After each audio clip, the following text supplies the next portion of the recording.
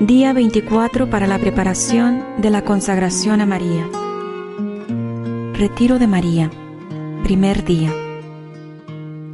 Durante este retiro, hemos contemplado con el corazón ciertas verdades de nuestra fe que están relacionadas con la consagración mariana.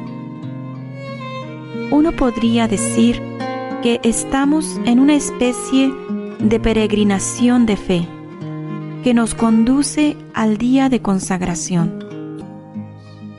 También María, durante su vida terrenal, estuvo en una especie de retiro y peregrinación de fe. También reflexionó en su corazón diferentes verdades que están relacionadas con la consagración mariana. Después de todo, no descubrió de golpe su vocación de ser madre espiritual y mediadora. Como nosotros, María necesitó caminar por fe mientras reflexionaba en su corazón. Ella también necesitó un tiempo de preparación respecto a su papel especial como nuestra madre en el orden de la gracia. Debido a que la mediación maternal de María es tan fundamental para una apropiada comprensión de la consagración mariana, vamos a pasar los próximos días haciendo un retiro dentro de nuestro retiro. Lo haremos examinando el retiro de María. En otras palabras, vamos a acompañar a María a lo largo del camino que Dios le enseñó para descubrir poco a poco su vocación de ser nuestra madre espiritual y mediadora. En cierta forma, el retiro de María comienza en la Anunciación, mediante su sí a Dios, su fiat. Aceptó su vocación de ser la madre de Jesús, pero sabía también que aceptaba la llamada de ser la madre espiritual de todos los cristianos. No lo sé. Lo que sé es que todo el misterio de la Anunciación dio a María algo asombroso para contemplar. Y sucede que ese algo está profundamente relacionado con la consagración y entrega a María. Lo pongo de este modo. ¿Quién fue la primera persona que se entregó a María? No fue San Luis de Montfort, fue Dios Padre. Juan Pablo explica: conviene reconocer que antes que nadie, Dios mismo, el Eterno Padre, se entregó a la Virgen de Nazaret, dándole su propio Hijo en el misterio de la Encarnación. María seguramente se maravilló de este acto de humildad de parte de Dios. Al maravillarse de ello y contemplarlo, puedo haber empezado a tener una idea de que Dios desearía más tarde que las personas a quienes vino a redimir siguieran su ejemplo. María tuvo muchas otras cosas que contemplar durante su preparación para ser aún más totalmente nuestra madre en el orden de la gracia. Los evangelios sinópticos, Mateo, Marcos y Lucas, ofrecen varios puntos de reflexión que hablan de la maternidad espiritual de María. Mira, por ejemplo, el pasaje del Evangelio de Marcos, capítulo 3, versículos 31 al 35, en donde los primos de María y Jesús están afuera, queriendo ver a Jesús, y por tanto mandan a buscarlo y lo llaman. Jesús responde con una pregunta: ¿quiénes son mi madre y mis hermanos? Luego, mirando a los que están sentados a su alrededor, dice: estos son mi madre y mis hermanos. porque todo el que hace la voluntad de Dios es hermano mío y hermana y madre. Al dar esta respuesta, ¿se mostró Jesús como un mal hijo? No. Fue exactamente la clase de hijo que su padre quería que fuera. Al mismo tiempo, preparó a su madre para ser la persona que él quería que fuera. Especialmente, le reveló el nuevo vínculo filial del reino que va más allá de los lazos carnales.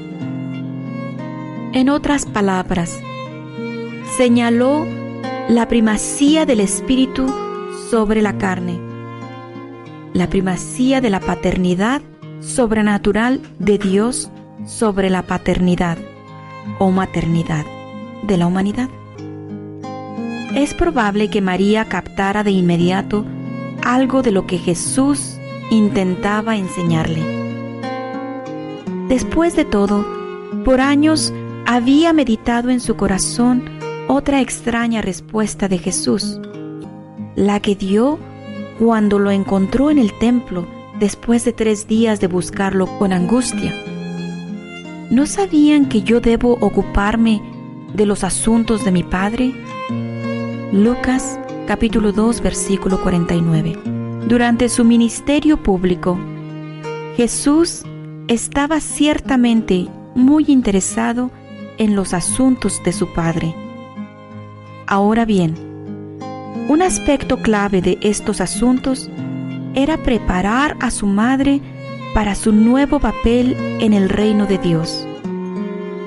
Jesús sabía, en la dimensión del reino de Dios, en la esfera de la paternidad de Dios mismo, la maternidad de María adquiere un significado diverso.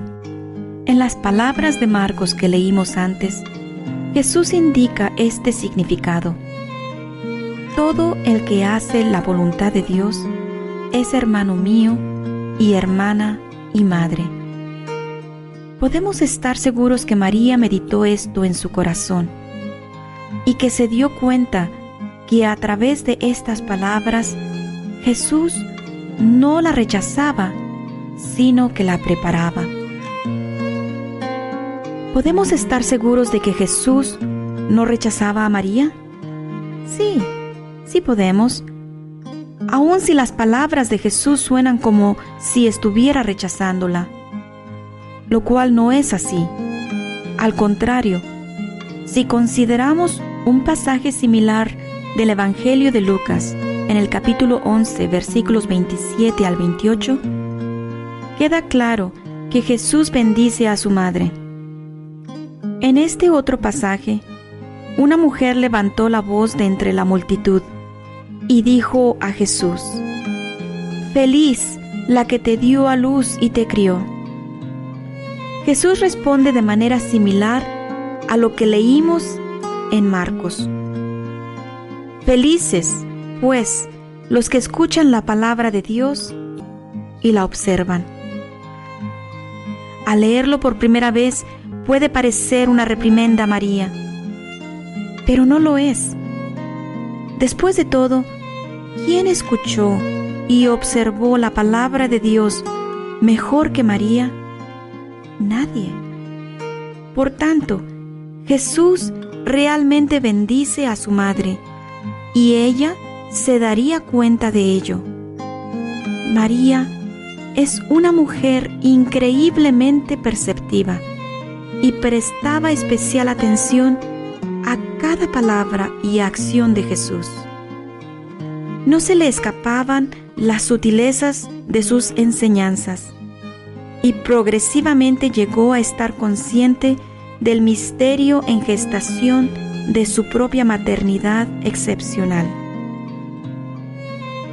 A medida que se esclarecía ante sus ojos y ante su espíritu la misión del Hijo, ella misma, como madre, se abría cada vez más a aquella novedad de la maternidad, que debía constituir su papel junto al Hijo.